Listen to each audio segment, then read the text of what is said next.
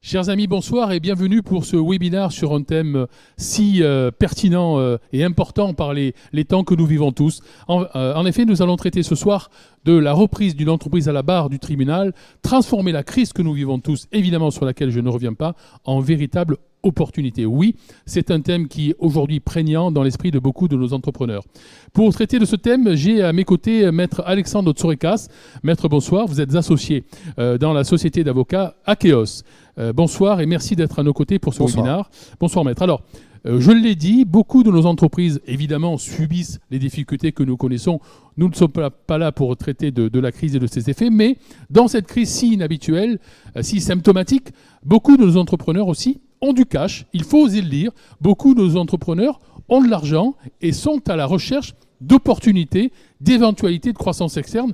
Pourquoi pas? Alors on peut faire de la croissance externe en achetant évidemment une entreprise in bonis, mais aussi on peut le faire en étant agile, vigilant, malin et peut-être reprendre une entreprise à la barre du tribunal.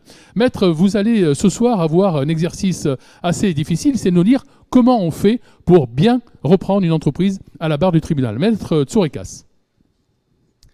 Merci pour l'introduction. Alors effectivement, le sujet, loin de moi l'idée d'en faire un sujet polémique, et on n'est pas là pour expliquer que en qualité de prédateur, on va aller rechercher des entreprises qui seraient dans une situation compliquée et qu'on profiterait de ça pour se créer, nous, des opportunités.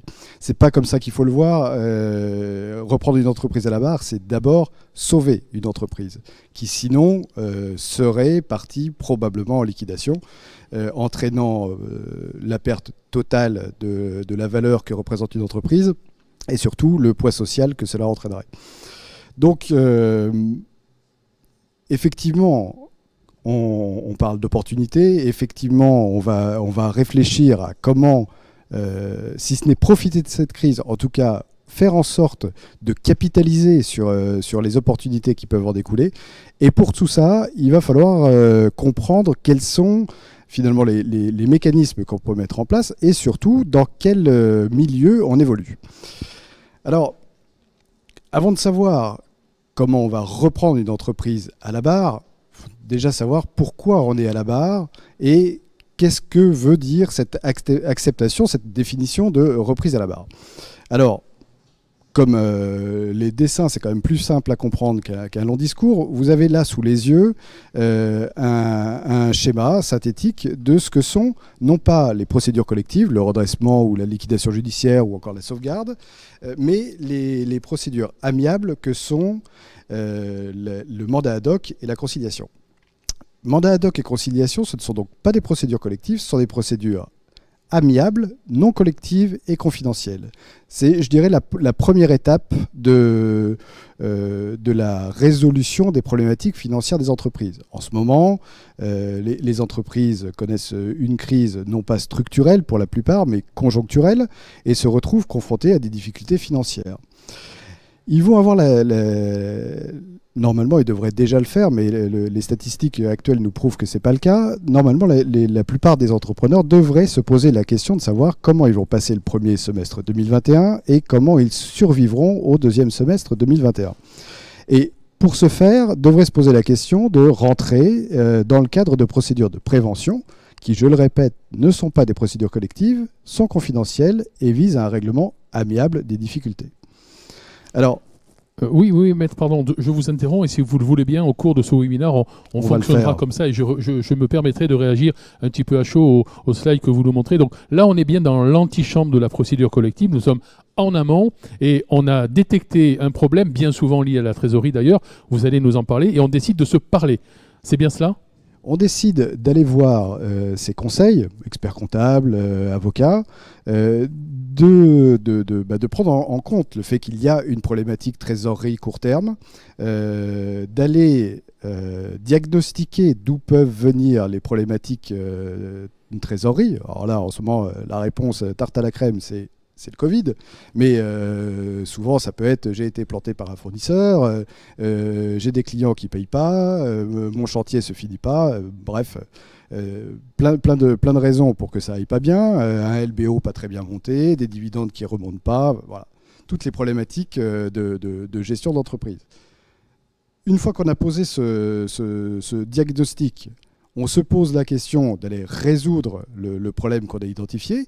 Et pour ça, on va, avec son avocat, au tribunal de commerce, auprès du président du tribunal de commerce, pour aller faire désigner ce qu'on appelle donc soit un mandataire ad hoc, soit un conciliateur, de façon à, ensemble, en équipe, avec tous les intervenants sur le dossier, trouver des solutions court, moyen et long terme à ces problèmes de trésorerie, de cash, à ces problèmes finalement conjoncturels et ou structurels.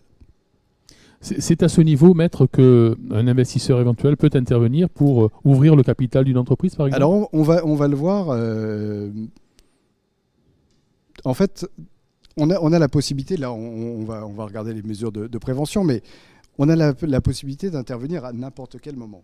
Une entreprise, elle est cessible, on le sait, Bonis, elle est cessible dans le cadre des procédures collectives, mais elle est aussi cessible dans le cadre de ces procédures de prévention. Donc, dès à présent, il y a la possibilité d'aller réfléchir à un mécanisme de cession. C'est peut-être ça la solution. Et effectivement, vu qu'on est dans le cadre de cette réflexion reprise à la barre, c'est dès à présent la possibilité pour les candidats repreneurs d'aller se faire connaître de l'entreprise. Un petit bémol néanmoins. Je vous disais tout à l'heure, ce sont des procédures amiables, non collectives et confidentielles. Donc vous n'êtes pas censé savoir que l'entreprise est en procédure. C'est donc à raison du réseau que vous avez, à raison peut-être de la connaissance de l'entreprise avant même qu'elle ne rentre dans cette procédure, que vous allez pouvoir être intéressé à cette procédure de prévention et qu'il se passera peut-être un mécanisme de cession. Voilà. Il y a également, parce que souvent le droit arrive après la pratique. Pendant des années, d'une façon un peu informelle, ces cessions se faisaient.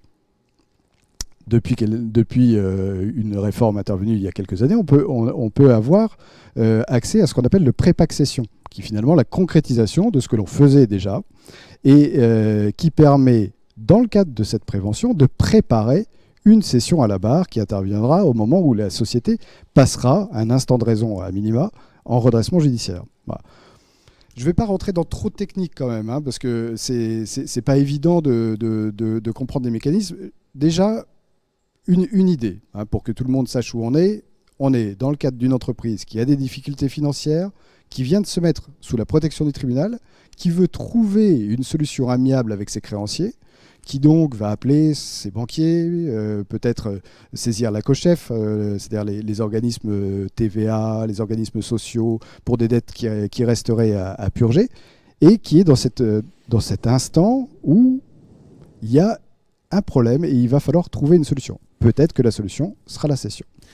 Merci maître, j'en profite pour rappeler à ceux qui nous regardent et nous écoutent sur la chaîne YouTube de Benisoft et de La Coque ou sur le Facebook Live de La Coque qu'ils peuvent poser leurs questions à maître Tsourikas et je les poserai en leur nom évidemment. Et si vous ne le souhaitez pas ou vous ne le pouvez pas, maître Tsourikas, ses coordonnées vous seront disponibles et les supports qu'il présente pourront vous être envoyés si vous le souhaitez. Maître, je vous en prie, vous pouvez continuer. Alors, si on revient sur le schéma, vous voyez que dans ces deux procédures, on est soit avant cessation des paiements, j'y reviendrai, soit après cessation des paiements, mais en tout cas moins de 45 jours après. Moins de 45 jours après, parce que logiquement, quand vous êtes au-delà des 45 jours de cessation des paiements, vous êtes censé passer dans le slide d'après, celui un petit peu plus fouillis et un peu plus complexe, des procédures collectives. Là, dans celui que l'on a sous les yeux, on est donc dans une situation avant le drame, finalement, avant qu'on soit vraiment dans le dur du problème. On n'est pas éligible à une conciliation si on est en état de cessation des paiements. On est éligible au mandat ad hoc et à la conciliation si on est moins de 45 jours après la cessation des paiements. Les deux mécanismes sont assez similaires. Ces deux mécanismes qui ont vocation à donc déboucher sur un accord, on le voit en bas des deux graphiques, et qui, pour le mandat ad hoc, est très peu encadré par la loi, donc extrêmement souple, avec lequel on peut faire un peu ce qu'on veut et sur des délais qui sont relativement longs. Voilà, parce qu'il n'y a pas de limite. La conciliation est plus encadrée, même si les mesures Covid ont aménagé les dispositions qui sont applicables. Mais la logique veut que la conciliation dure 4 à 5 mois. En contrepartie de l'encadrement un petit peu plus strict, on a aussi beaucoup plus de leviers pour faire plier, entre guillemets, les créanciers. Voilà. Merci maître. Donc là, on est hanté procédure collective, vous l'avez dit, il y a une ouverture qui est possible à condition d'avoir le bon réseau, le réseau qui nous permet d'accéder à cette information qui, vous l'avez rappelé, est plutôt confidentielle. Et puis, si ça ne suffit pas, nous passons à l'étape suivante, qui est la procédure collective. Alors, la procédure collective, là, vous voyez que ça se complexifie. Hein. Tout à l'heure, vous avez dû comprendre facilement. On a des problèmes. On va voir le président du tribunal de commerce avec ses conseils. On a un mandataire ou un conciliateur qui arrive sur le dossier. On trouve un accord et c'est fini. Voilà. Là, on voit bien qu'on n'est plus exactement dans le même jeu. Hein. Tout à l'heure, ça n'était que le dirigeant qui pouvait mettre la société dans le cadre de ces procédures. Là, on a non seulement le dirigeant, mais le tribunal qui peut demander des comptes à l'entreprise et donc amener celle-ci à ouvrir une procédure collective. Un créancier aussi peut vous assigner en procédure collective, hein, en redressement judiciaire ou en liquidation. Et de façon plus, je dirais, anecdotique, parce que moins courante, le parquet. Là, on voit que déjà l'étatisation des paiements est arrivée, hein, mis à part la sauvegarde qui est donc à l'extrême gauche du schéma, mais on est dans un moment qui est déjà plus, je dirais, plus avancé dans les difficultés. Et on va avoir une mission qui est tout autre. On a d'abord une période d'observation qui s'ouvre pour l'entreprise pendant 1 an, où on met, je dirais, finalement ça porte bien son nom, c'est une période d'observation. Mais l'entreprise en observation, on voit si, en faisant fi de son passif avant ouverture de la procédure, elle arrive à continuer à vivre, c'est-à-dire à payer ses créanciers, les nouvelles dettes qu'elle crée, hein, les nouveaux fournisseurs, son EDF, ses salariés, ses charges, etc. Donc à périmètre constant, est-ce que ça passe? Et si ça passe, est-ce qu'on est capable de se projeter sur les 10 prochaines années pour aller apurer l'ancien passif, celui qu'on a déclaré quand on a ouvert la procédure? Très bien, donc là on voit la procédure est plus complexe. Et à ce stade-là, maître, vous nous confirmez que la procédure est publique, donc on peut avoir l'information. Alors, c'est effectivement la grande différence. Hein. Tout à l'heure, je disais que pas que le dirigeant qui peut la mettre en place, mais en plus, elle n'est plus du tout confidentielle. On est dans des procédures qui portent bien leur nom, elle est collective. Et qui dit procédure collective, ça veut dire que la collectivité des créanciers est mise au courant de l'existence de cette procédure. C'est-à-dire que quand vous ouvrez votre procédure collective, vous déclarez toutes les créances que vous devez, toutes vos dettes.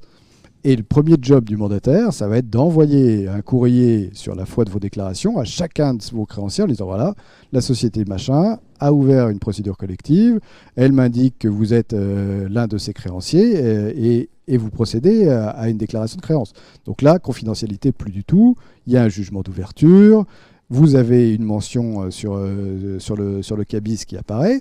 Donc c'est effectivement un moment plus facile, en tout cas pour les gens qui se mettent en disposition d'esprit pour aller reprendre une entreprise à la barre, d'identifier les cibles éventuelles.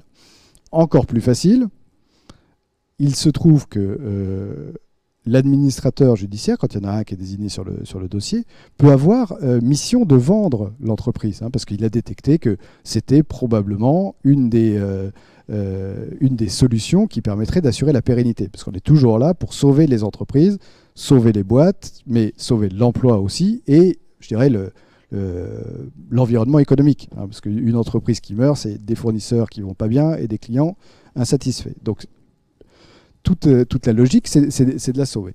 Et donc peut-être que la solution, c'est de la vendre, et donc à ce moment-là, l'administrateur, lui, il va faire je dirais, une sorte de présentation de l'entreprise, et il va la mettre officiellement à la vente. Voilà. Par quelle technique? Sur quel support? Comment? C'est assez variable. Alors, il y a un site des administrateurs et mandataires qui référence toutes ces annonces. Et puis, les professionnels qui, comme moi, interviennent de façon régulière sur les procédures collectives. Je vous dirais tout à l'heure que c'est un milieu assez restreint d'intervenants sur la région. On reçoit de façon directe des propositions des administrateurs avec lesquels on travaille sur des entreprises qui sont à la vente. Donc c'est une petite fiche de présentation. En général, c'est très sommaire avec l'effectif, le chiffre d'affaires à la dernière clôture, l'activité, le secteur d'activité, je sais pas, on peut avoir la zone géographique de chalandise de l'entreprise, etc. Mais c'est très sommaire et on nous invite, si a priori ça peut intéresser un candidat repreneur, à remplir une déclaration de confidentialité pour se voir octroyer l'accès à ce qu'on appelle la data room, ce qui pour le coup ressemble à ce qui se passe dans des sessions in bodies, quand on fait les due deals. Merci maître. Voilà que le cadre est posé et merci de l'avoir fait clairement comme cela. On est dans un premier cas dans le cadre d'une opération amiable, confidentielle. Ce sont vos réseaux personnels, chers entrepreneurs, qui vont faire la différence pour avoir la bonne information au bon moment et l'information la plus pertinente. Nous sommes dans le cadre d'une procédure collective. Alors, l'information peut être publique et il existe des supports. Dans ce cas-là, comme dans le premier, évidemment, être accompagné par un avocat me semble pertinent. C'est pas prêcher pour ma paroisse, mais ceux qui se sont essayés à le faire seuls le regrettent en général, parce qu'en dehors de la technicité même de la matière, qui est évidemment pas évidente, le fait est que la tenue des délais implique souvent le recours à des professionnels. En fait, le délai, quand on est dans les procédures collectives, et puis qu'on a reçu cette petite présentation d'entreprise, souvent les délais que l'on a pour présenter une offre, c'est 15 jours, c'est 3 semaines, c'est 1 mois. Le délai étant déterminé par la position de trésorerie de l'entreprise. Donc ça veut dire qu'il y a urgence. Et je ne sais pas si vous avez les uns et les autres, ceux qui nous écoutent, avaient déjà tenté de racheter une entreprise in bodies. En général, on ne rachète pas encore en 3 semaines. On fait des audits financiers, on fait l'analyse juridique. Là, on va avoir ce même travail à faire, alors de façon un peu plus sommaire, mais en 15 jours, en 3 semaines, en 1 mois. Voilà. Merci maître, et là vous ouvrez le champ d'un des axes que nous allons traiter tout à l'heure. Effectivement, c'est le temps. Le temps nous est compté lorsque nous voulons reprendre une entreprise à la barre. Alors, on peut peut-être continuer sur votre présentation, maître Tsoureka. Je le rappelle, vous êtes avocat associé, société d'avocats Akeos, pour l'analyse préalable de la capacité de redressement de l'entreprise et les quelques hypothèses que vous allez nous présenter. Alors, moi, je sais que le présentateur de ce soir n'aime pas les slides, donc on ne va pas y passer 3 heures sur les slides. Juste une petite explication. Il y a toujours 2 façons d'acheter une entité économique. Il y a les opérations bas de bilan. On achète un fonds de commerce, pour faire schématique. Puis il y a les opérations haut de bilan. Donc on rachète l'entité économique. Et là, normalement, si vous avez déjà eu l'occasion de vous poser la question de la reprise d'une entreprise, vous dites oui, mais si j'achète toute l'entreprise, est-ce que je ne me retrouverai pas avec le passif? Là, effectivement, ça change un peu la donne. Donc, bon nombre de reprises à la barre se font bas de bilan. On rachète des actifs, on reprend des salariés, mais on fait fi du passif qui est identifié. Ce n'est pas forcément la seule et unique option. Et quand on se pose la question de l'opération haut de bilan, alors on se pose la question de renégociation de la dette, réaménagement, un peu de la même façon que l'aurait fait le débiteur, donc le dirigeant de l'entreprise qui est en difficulté, un peu comme il aurait fait lui quand il se projetait dans comment je vais faire pour apurer ce passif, quel plan je vais mettre en place. Voilà. Donc évidemment, les prix de cession ne sont pas les mêmes quand on rachète le passif ou quand on ne le rachète pas. D'accord, là, en synthèse de ce point, maître, si vous m'y autorisez, on peut à la fois racheter soit les actifs, matériel ou immatériel, et vous parliez effectivement de créances clients, voire de locaux, voire d'actifs immobilisés, soit les actions ou les parts de l'entreprise. Dans ce cas-là, on va aussi reprendre l'actif et le passif. Il y a, je le rappelle, vous allez peut-être nous en parler, un mécanisme de caution de passif dont on peut dire deux mots dans ce cas-là. De caution De garantie personnelle de garantie de passif. garantie de passif. Alors, il y a bien un truc qu'il n'y a pas dans les procédures collectives, c'est une garantie de passif. Jamais. Donc, Parce si que je reprends... la garantie de passif, en fait, elle est dans la déclaration qu'il y a eu au tribunal. Quand le chef d'entreprise dépose son bilan, donc de ce qu'on appelle la déclaration de cessation des paiements, il doit prélister l'ensemble de ses créanciers. Et finalement, quelle plus belle gap existe-t-il que celle qui a été actée par le tribunal? Voilà. Donc en fait, il n'y a pas de surprise sur une reprise à la barre. Quand qu'on soit haut de bilan ou bas de bilan, peu importe, le chiffre en bas, on le connaît. Il n'y a pas d'inconnu. Parce qu'une fois que la déclaration de cessation des paiements aura été faite et que chacun des créanciers aura fait en dehors des contestations éventuelles, la déclaration de son passif, il y a un moment où ça s'arrête, c'est fini, on sait combien on doit. Donc là, plus de gap. Parce que les organismes sociaux ont déclaré, les créanciers institutionnels ont déclaré, on a le échu, le à échoir pour les institutionnels, on a la dette fournisseur, on sait tout. Donc pas besoin de gap. Gap pour garantie de passif. Donc, maître, alors je sais que la réponse n'est pas monolithique, elle n'est pas unique, mais votre conseil, plutôt reprendre de l'actif, plutôt reprendre la structure capitalistique? Alors là, il y aura même plus que pas de réponse monolithique, il n'y aura pas de réponse du tout. Il y a pas de réponse générale. La réponse, elle se fait au cas par cas. Selon la structure de l'endettement, selon la typologie de dette, selon la taille de l'entreprise, le nombre de salariés, ses actifs. On ne va pas du tout avoir la même réaction. Voilà. Quand on est sur des entre guillemets, petites à moyennes entreprises, force est de constater que la pratique que l'on voit, c'est plutôt du bas de bilan. Mais ça ne veut rien dire et ça n'empêche pas de réfléchir à des opérations haut de bilan. Merci, maître. Alors, on a posé le cadre, procédure amiable, procédure collective. On voit bien, et vous l'avez dit tout à l'heure, alors on peut reprendre effectivement l'actif ou la structure capitalistique, mais on voit bien que l'une des clés du succès, c'est le temps, c'est la réactivité, c'est l'agilité. Arrivons, si vous le voulez bien maintenant, au sujet de financement. J'ai identifié une entreprise qui va ouvrir son capital ou bien qui va se vendre dans le cadre d'une procédure ou amiable ou collective. J'ai très peu de temps, vous l'avez dit, pour réagir, surtout en matière de procédure collective. Comment financer dans la plupart des cas une entreprise à la barre? Je dirais que la plupart du temps, on va zapper toutes ces... On reviendra sur la réduction la rédaction des offres. On reviendra là. La plupart du temps, c'est sur fonds propres qu'on achète une entreprise à la barre. À raison des délais, notamment. Parce que quand vous avez 15 jours, allez appeler votre banquier pour lui dire voilà, il me faut 500 000 pour acheter une entreprise, ça va être un peu compliqué. Bon. Néanmoins, je le disais tout à l'heure, on peut racheter une entreprise à la barre dès la prévention. Et des fois sur des mécanismes qui peuvent être relativement longs.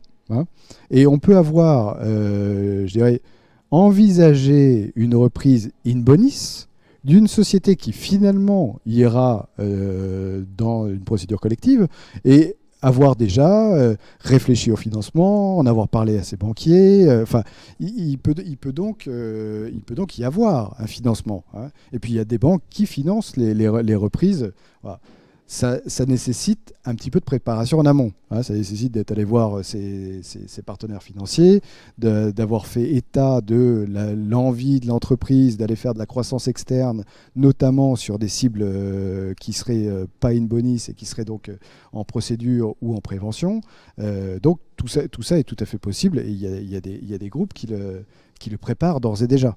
Je pense qu'il y aura un certain nombre de réflexions aujourd'hui, demain, sur les restructurations de groupes hôteliers. Les gros acteurs du marché doivent déjà anticiper des réflexions financières sur l'acquisition de fonds ou d'entités, et donc en ont déjà parlé à leurs financiers. D'accord, maître. Donc, vous nous le dites, dès lors qu'on n'a pas cet historique de la reprise d'une entreprise alors qu'elle était immoniste, on a très peu de temps, vous l'avez dit, 3 semaines, c'est sans doute le temps moyen. Donc c'est évidemment le cash flow de l'entreprise qui souhaite acheter qui prévaut en matière de financement. Et on en revient à l'introduction que nous faisions tout à l'heure.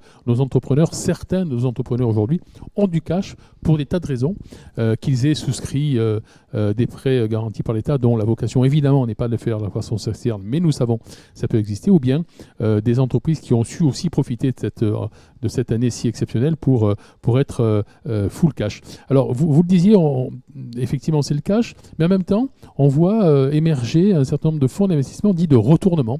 Est-ce que vous voyez sur le territoire ce mouvement s'amplifier, maître ? Alors, les fonds de retournement sont majoritairement l'apanage de la région parisienne.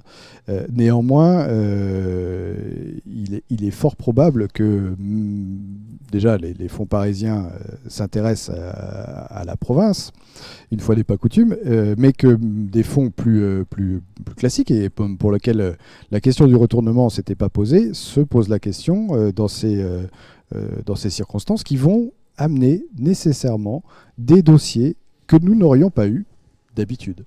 C'est-à-dire qu'aujourd'hui, on va probablement voir arriver en procédure des entreprises qui structurellement sont viables, mais qui, à raison de la conjoncture, qui est quand même exceptionnelle, vont arriver dans l'obligation, parce que les chiffres sont têtus et que c'est la trésorerie qui décide, dans les procédures collectives.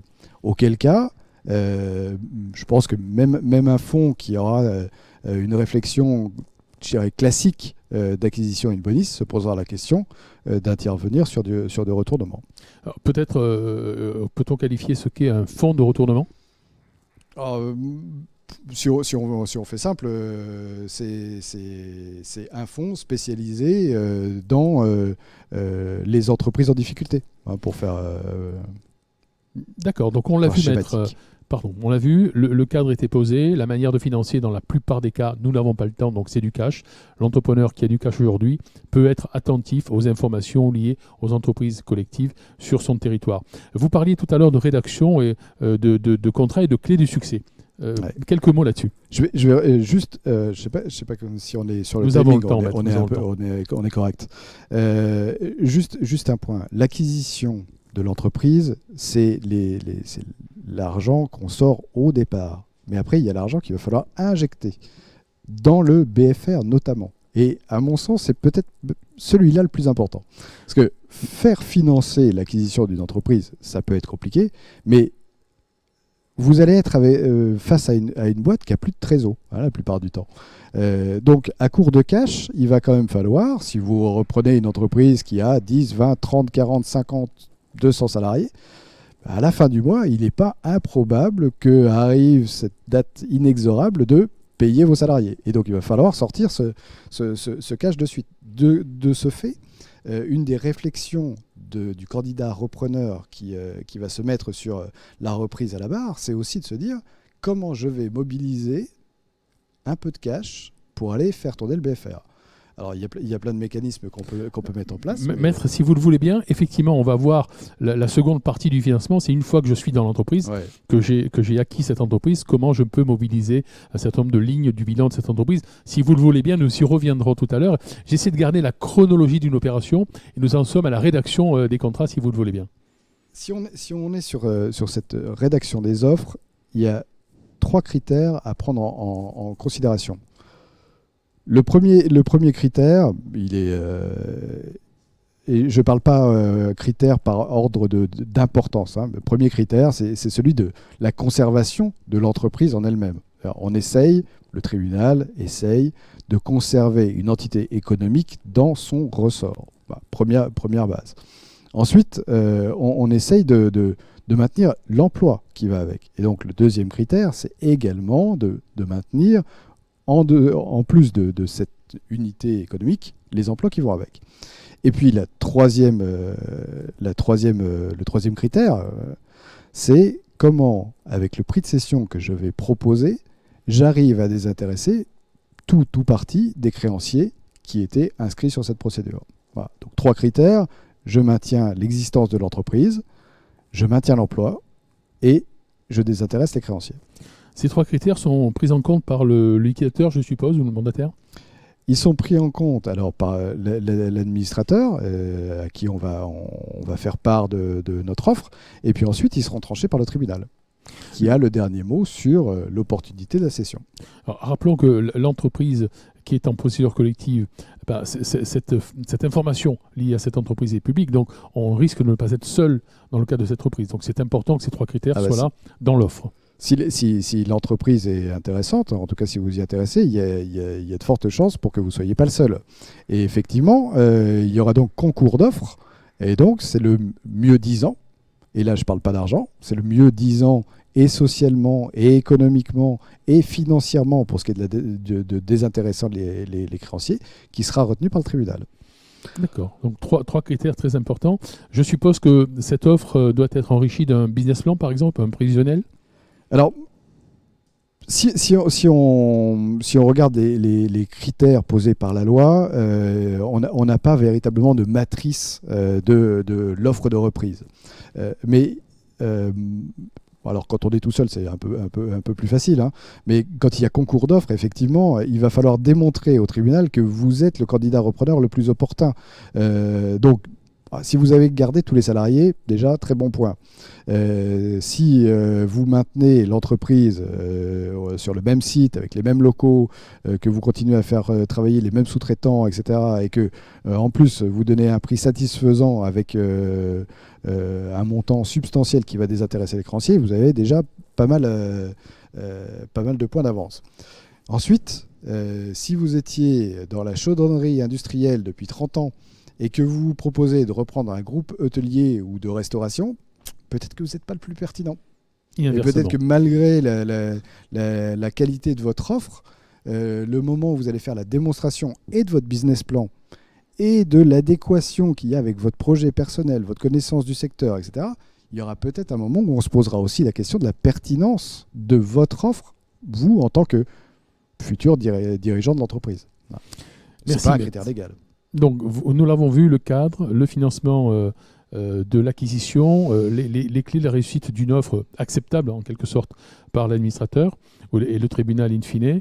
Et vous l'aviez dit, une fois qu'on a acquis cette entreprise, tout n'est pas fini, tout commence. J'ai envie de dire, il faut que nous puissions mobiliser la trésorerie de l'entreprise si des lignes de créances existent. Alors, quelles sont les techniques là qui vont nous permettre de mobiliser rapidement la trésorerie de l'entreprise? Bon, c'est là que j'avais un peu anticipé effectivement sur cette problématique. C'est certain que les premiers deniers sont les plus faciles à débourser. Ceux qui sont liés au BFR sont un poil plus complexes à anticiper. Il y a différentes situations, hein. Quand on est dans une situation qui n'est pas complètement exsangue et qui bénéficie d'une trésorerie, on peut avoir devant soi 1 ou 2 mois, voire plus, de trésorerie à venir, un carnet de commandes qui n'est pas lui non plus exsangue, et de se dire que peu ou prou ça va passer. En dehors de cette hypothèse-là, effectivement, il va falloir mobiliser un peu de cash. Il y a plein de mécanismes, hein, on peut se dire que dans le cadre de l'acquisition, on va reprendre un bien immobilier. Bon, dans le bien immobilier c'est une valeur. Est-ce qu'on va arriver à le mobiliser en faisant un leaseback? Est-ce qu'on se posera la question, si ce n'était pas déjà fait dans le cadre de l'entreprise, d'aller faire factorer ces créances, voire de faire du reverse factoring, c'est-à-dire assurer le poste non pas client mais le poste fournisseur en faisant payer par avance les factures fournisseurs. Deux mots sur le factoring et le reverse. Ouais. Vous rentrez dans le détail ou pas? Je sais pas, on peut rentrer dans le détail, mais le factor, les grandes lignes, le factor, bon, le factor, c'est un mécanisme qui est simple, c'est-à-dire que vous déléguez à quelqu'un la charge d'aller recouvrer vos créances. C'est pas gratuit, mais c'est une assurance pour vous. Alors quand la délégation de créances est de qualité, d'avoir un précompte de ce que vous auriez encaissé à modération, c'est-à-dire avec les délais de paiement que vos clients vous affligent la plupart du temps. Là, cette fois-ci, vous arrivez à mobiliser ce cash avant, et c'est donc l'organisme Facto qui prend en charge le recouvrement. Donc vous payez avant que d'être payé par vos propres clients. Donc on est bien sur un système de mobilisation tel que pourrait l'être l'escompte, avec une différence, c'est que je peux assurer mon poste client et je peux demander au facteur de me le mobiliser, de le financer, libre au facteur d'aller recouvrir la créance et effectivement de me débiter in fine si la créance n'est pas payée. Voilà. Ça permet de gagner du temps et d'aller rapidement mobiliser l'une des richesses de l'entreprise, son poste client. Le poste reverse, client, c'est exactement ça. On mobilise ce poste client par avance. Donc ça permet d'avoir la trésor. Et comme la trésor dans les procédures collectives et donc là dans les quelques mois qui suivent la session, c'est le nerf de la guerre, c'est fondamental. Le reverse, je dirais que c'est la même chose, mais non pas sur le poste client, mais sur le poste fournisseur. C'est-à-dire que vous allez faire payer vos fournisseurs, peut-être pour avoir l'assurance que votre approvisionnement sera opérationnel.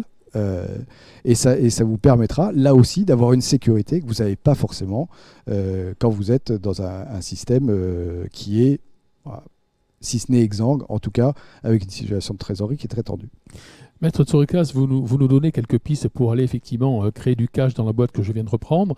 Pour cela, notamment pour le facteur, il faut que j'aille voir mon banquier. Bien souvent, je passe par mon banquier, dont une des filiales est une filiale de factoring, par exemple. Ça arrive, effectivement. C'est dans la plupart des cas comme cela que ça se passe. Quelle est la perception du banquier par votre expérience sur notre territoire, dès lors qu'on va le voir, alors que je viens de reprendre une entreprise à la barre? Probablement, vous l'aviez vu avant. Et donc, vous étiez ouvert avec lui de cette perspective. Et j'ose espérer que ça avait été anticipé. Donc, je dirais que si vous en êtes arrivé jusque-là, c'est que les relations que vous avez avec votre établissement bancaire, que ce soit l'établissement bancaire ad hoc, entre guillemets, que vous avez choisi pour cette opération-là, ou l'établissement, ou les établissements avec lesquels vous travaillez régulièrement, si vous en êtes arrivé là, c'est que vous avez leur confiance. Et donc, confiants, ils ne sont pas forcément dans l'entreprise en difficulté par nature. Alors, on ne peut pas dire que ce soit dans le réflexe de l'établissement bancaire que de se dire tiens, ça va être super d'aller dans une entreprise qui n'a pas de trésorerie. Néanmoins, si vous êtes arrivé à les convaincre d'aller jusque-là dans la démarche, c'est probablement que c'est en vous qu'ils ont confiance. Merci. Alors, je le rappelle, Maître, le sujet de ce webinaire aujourd'hui n'est pas d'encourager la prédation, c'est la vie des affaires. Lorsqu'on a du cash, lorsqu'on a la capacité à faire de la croissance externe, eh bien, il faut être à l'écoute de son marché, il faut être à l'écoute de son territoire et il y a effectivement des entreprises dont il est opportun de s'y intéresser pour les reprendre. Maître, je reviens à votre expérience dans cette année si inhabituelle, une focale sur 2020. Avez-vous ressenti des grands mouvements de lignes, de plaques sur les entreprises? Est-ce que les tribunaux de commerce croulent sous les dossiers? Est-ce qu'un type d'entreprise, une typologie d'entreprise arrive dans les tribunaux de commerce? Quelques éléments de benchmark sur notre situation, sur notre territoire. Alors, j'ai l'impression de passer mes journées à dire ça, mais il n'y a pas de procédure en ce moment. Voilà. Les derniers chiffres qui sont tombés hier ou avant-hier, communiqués par la Banque de France, puis c'est corroboré par les chiffres des greffiers des tribunaux de commerce, c'est qu'on est sur une baisse des procédures dans leur ensemble entre 37 et 45% par rapport à la même chose de l'année dernière. Ça veut dire qu'aujourd'hui, des procédures collectives, il n'y en a pas, et la raison, c'est le PGE. Le PGE, chômage partiel. Avec le PGE, les entreprises sont anesthésiées, elles sont sous perfusion. C'est les termes qu'on voit les plus récurrents chez les professionnels du secteur, que ce soit les banquiers, les gens comme moi qui interviennent dans les procédures collectives, les administrateurs. On le constate tous. En définitive, on a tous fait de mauvais pronostics. On voyait venir les vagues, au moins de la prévention, dès le dernier trimestre 2020, c'est-à-dire depuis septembre dernier. On s'était dit, les entrepreneurs vont prendre conscience de ce que de la dette sur de la dette, ça ne fait pas une véritable richesse, et que dès le mois de mars, là, en 2021, quand il va falloir rembourser le PGE, ils risquent de se retrouver face à un problème. Et ça, il ne faut pas être grand clair pour se douter que ça va inexorablement arriver. Et donc on s'était dit, comme nous on le voit, comme les banquiers le voient, comme tout le monde le dit et comme tous les indicateurs le confirment, on va crouler sous les demandes d'ouverture, au moins de prévention, c'est-à-dire des gens qui se posent la question de savoir comment va se passer le deuxième semestre 2021, et ce n'est pas le cas. Qu'il n'y ait pas de procédure collective ne m'étonne pas. Parce qu'effectivement, pour rentrer en procédure collective, il faut être en état de cessation des paiements. Et je le disais tout à l'heure, ça veut dire qu'avec la trésor, on ne peut pas payer ses dettes. Aujourd'hui, il y a de la trésor, vu qu'il y a le PGE. Mais qu'on n'ait pas de prévention, c'est-à-dire qu'on n'ait pas d'entrepreneur qui se pose la question de savoir comment va se passer le deuxième semestre 2021 et d'anticiper comment on va aménager cette nouvelle dette, comment on va refaire partir la machine, si tant est qu'elle reparte, parce qu'on n'est pas absolument certain, enfin, moi je ne le suis pas en tout cas, du redémarrage économique là au 1er janvier 2021, ça m'étonne. Donc vous nous dites effectivement qu'il est plutôt naturel, je mets ce mot entre guillemets, que les procédures collectives n'explosent pas, puisque vous l'avez dit, nos entrepreneurs sont parfois sous perfusion et en sommeil, et on le sait, plus le sommeil est long, plus le réveil sera douloureux. On le voit bien, vous avez fait référence au PGE, vous avez fait référence au chômage partiel, donc c'est ce que j'appelle actuellement une crise économique asymptomatique, c'est que j'ai souvent l'habitude de dire en synthèse, tout va mal, mais tout a l'air d'aller bien. Donc tout ça ne fait que faire reculer nos entrepreneurs, je l'espère, pour ne pas trop sauter. Mais on sait bien que le mur arrive. On parle d'une prorogation de la franchise des PGE d'un an. Est-ce qu'on a des informations là-dessus? Vous en savez un peu plus, maître? C'est des rumeurs. Pour l'instant, apparemment, certains établissements bancaires ont un peu déjà devancé l'appel et se prononcent déjà sur le fait de proroger les dates de remboursement. Pour l'instant, il n'y a rien de gravé dans le marbre. On sait qu'on va pouvoir encore demander le PGE, même si je ne suis pas sûr d'avoir vu passer le texte qui confirme l'affirmation de Bruno Le Maire, mais Bruno Le Maire a indiqué qu'on pourrait encore demander le PGE jusqu'au 30 juin 2021. Donc on va encore recréer de la dette. Pour ceux qui ne s'étaient pas encore endettés, on va pouvoir encore le faire. Et donc, ça veut dire qu'il y aura un second round de remboursement à partir du deuxième semestre 2022. Donc, ils vont être obligés d'aménager tout ça. C'est nécessaire. Sinon, quoi qu'il en coûte risque de coûter cher. Alors vous disiez tout à l'heure que vous êtes assez surpris du manque d'agilité intellectuelle de certains entrepreneurs qui ne se posent pas la question du deuxième semestre 2021. Comment vous l'analysez? Alors moi, je ne juge pas. C'est pas un jugement, évidemment. Mais comment on peut analyser ça aujourd'hui? Parce qu'ils sont comme vous, parce qu'ils sont comme moi, parce qu'ils se posent la question, parce qu'on n'a pas de repères, on ne peut pas se projeter. Et quand on ne peut pas se projeter, c'est difficile. Un chef d'entreprise, par nature, c'est un optimiste. Sinon, il fait autre chose de sa vie. Mais c'est un gars qui se lève et qui va créer sa propre richesse. Donc pour lui, demain, c'est toujours mieux qu'hier. Donc, par nature, et d'ailleurs, même en dehors du Covid, les chefs d'entreprise arrivent toujours très tard sur les procédures collectives. Et c'est pour ça que la plupart des procédures collectives finissent en liquidation judiciaire. Ce n'est pas parce que ça ne marche pas, c'est parce qu'on y arrive trop tard. On fait souvent... c'est un peu violent comme parallèle, mais le parallèle avec la santé, si vous prenez un petit médicament, genre Doliprane, sur un cas grave de pneumopathie, ça ne sert à rien. On est d'accord ? Le chef d'entreprise, il est comme ça. Il n'est jamais malade. Donc, c'est de sa nature. Voilà. Quand en plus, il vient de se prendre l'année la plus ubuesque de sa carrière, il ne peut pas savoir où il va. Et donc, moi, je comprends qu'il se tâte, il n'y va pas. En plus, on entend plein de choses. Il y a des gens qui disent que le PGE va être converti en prêt participatif. Il y en a qui glosent sur le fait qu'un jour, ça devienne carrément de la subvention. Et donc, il y en a qui vont redemander un deuxième round de PGE pour ceux qui n'avaient pas tout débloqué en se disant, ma foi, si c'est cadeau dans 6 mois, j'en profite. Et donc, il y a un attentisme. On se dit, c'est quoi la prochaine... C'est quoi, où il va le fou, le cavalier? C'est quoi la prochaine pièce? Moi, je ne sais pas. Et eux ne savent pas non plus. Et déjà que d'habitude, le chef d'entreprise n'a pas trop tendance à vouloir aller au tribunal de commerce, demander le soutien, se mettre sous la protection, même quand c'est des mesures confidentielles et que personne n'est au courant, alors là, pour l'instant, il attend. Merci pour ces précisions, maître. Voilà donc, chers amis, le cadre. Effectivement, nous sommes dans une situation très inhabituelle. Les tribunaux de commerce n'ont pas beaucoup de dossiers, donc il va y avoir un moment, on ne sait pas quand, et en tout cas, on espère qu'il sera le plus lointain possible, où effectivement les dossiers vont arriver à maturité, puisque tout ce que vous avez cité, osons le dire, les PGE et le chômage partiel, tout cela a maintenu des situations qui étaient dégradées avant la crise, et les situations seront dégradées après la crise, voire accentuer, en tout cas leur dégradation accentuée, puis certaines qui étaient plutôt en bonne santé avant cette crise si inhabituelle le seront un peu moins après la sortie de cette crise en 2021. Donc il faut s'y préparer lorsqu'on est entrepreneur, il faut aussi s'y préparer lorsqu'on est un investisseur potentiel, lorsqu'on a du cash et lorsqu'on veut faire de la croissance externe. Encore une fois, nous n'encourageons pas ce soir la prédation, c'est la vie des entreprises, ce n'est pas du cynisme. Un entrepreneur doit pouvoir faire de la croissance externe s'il en a les moyens.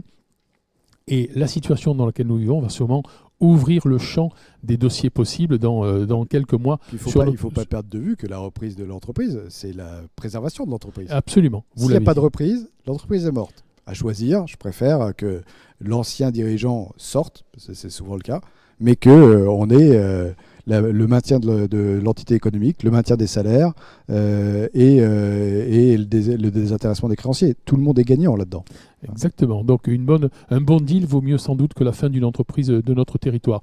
Maître, nous allons arriver bientôt au terme de ce webinaire et merci pour toutes ces informations. On peut dire en synthèse, et je vous demanderai également une synthèse et les clés du succès de la reprise d'une entreprise à la barre dans quelques instants, mais on peut dire en synthèse, Maître, qu'une fois que la situation est analysée, un accompagnement évidemment de qualité avec l'avocat qui est là pour cela, évidemment. Et évidemment, je rappelle que ce soir, vous êtes le représentant de la société d'avocats Akeos, un cabinet d'avocats que nous connaissons évidemment sur notre territoire et qui a l'habitude d'accompagner nos entrepreneurs dans toutes les expertises dont il a besoin, du corporate au social, en passant, vous l'incarnez ce soir, par le restructuring et la propriété intellectuelle. Maître, en quelques mots, les 3-4 clés du succès lorsqu'on a du cash, lorsqu'on veut faire une opération de croissance externe, lorsqu'on veut sauver une entreprise de ce territoire et qu'on va le faire à la barre. Eh ben, j'aime bien le dernier terme, quand on veut sauver l'entreprise, effectivement. On a les clés du succès, elles sont une bonne équipe, un bon moment, une bonne préparation, et puis de l'anticipation. C'est-à-dire qu'aujourd'hui, si c'est de la croissance externe, c'est facile. Hein, vous êtes dans votre zone de confort, selon l'expression consacrée des années 2020. Finalement, il vous suffit de mettre une alerte sur les secteurs de votre pôle d'activité pour savoir comment faire. En plus, c'est quelque chose que vous savez faire tourner. Si vous êtes en train de vous poser la question reprise à la barre et croissance externe, je dirais que c'est un dossier facile. C'est un peu plus complexe quand vous êtes soit un nouveau dans le secteur, soit carrément un nouveau dans l'entrepreneuriat. J'ai accompagné parfois des repreneurs qui étaient entre eux la question de se poser la question de reprendre une entreprise in bonis, reprendre une entreprise à la barre ou créer leur propre entreprise pour la première fois. Bon, c'est quand même un petit challenge. Donc, effectivement, il faut une bonne équipe, il faut un bon expert comptable, il faut un bon avocat, il faut avoir le bon timing, il faut avoir de bonnes relations avec ses banques et il faut anticiper. Donc, il faut regarder d'ores et déjà les entreprises qui vous intéressent. Elles ne sont peut-être pas en procédure, mais peut-être que ce sera le cas demain. Et peut-être que c'est pas le cas, ce ne sera pas le cas demain parce que, comme on disait tout à l'heure, l'entrepreneur n'en a pas envie. Mais peut-être que quand vous allez lui en parler, dans une première approche, peut-être que de là naîtra une réflexion qui découlera sur l'ouverture d'une procédure collective ou d'une procédure de prévention. C'est comme ça qu'on arrive sur ces pré-accessions dont on évoquait le nom tout à l'heure. Et en tout cas, ça nécessite de bien connaître le secteur dans lequel on va aller. Maître Tsourikas, merci pour toutes ces informations et l'éclairage que vous nous avez apporté ce soir sur ce thème. Reprendre une entreprise à la barre, transformer la crise en opportunité. Je rappelle que tous ceux qui le souhaitent pourront bénéficier de votre présentation. Nous leur enverrons évidemment et vous retrouverez également en replay cette vidéo sur le site de Medisoft dans le cadre de sa commission finance. Merci aux équipes de Medisoft, merci aux équipes de la COC de nous avoir accueillis aujourd'hui. Merci Maître Tsourikas. Très bonne fin d'année à tous. À bientôt. Merci à tous. Bonne soirée.